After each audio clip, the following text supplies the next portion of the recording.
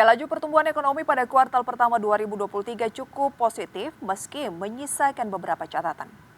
Ya, menurut Direktur Eksekutif Core Indonesia Muhammad Faisal, pertumbuhan ekonomi yang mencapai 5,03% memang lebih baik jika diukur secara statistik umum.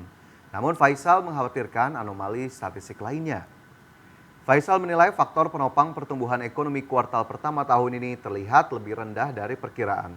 Hal tersebut terlihat dari pertumbuhan di berbagai sektor lapangan usaha penopang ekonomi yang dominasinya cukup besar, seperti industri, perdagangan, pertambangan, pertanian, dan konstruksi yang terlihat semakin melambat pertumbuhannya.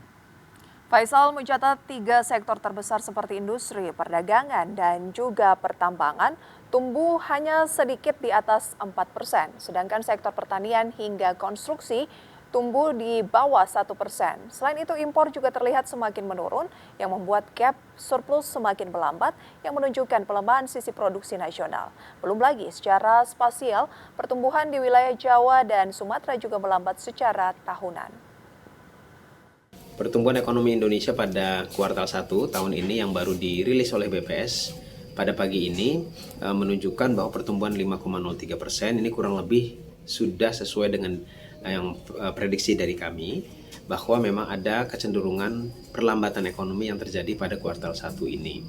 Nah, memang yang kita prediksikan sebetulnya lebih rendah lagi, yaitu sekitar di bawah dari 5%. Ya, di kisaran 4,9%. Tapi pada realitanya memang sampai pada 5%, ini semata-mata dibantu oleh net ekspor, yang mana gap antara impor dan juga ekspor ini semakin melebar. Ya.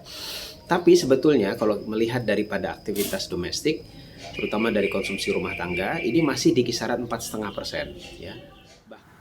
Ya, pemirsa, informasi lainnya kami hadirkan saat lagi, tetaplah di Power Breakfast.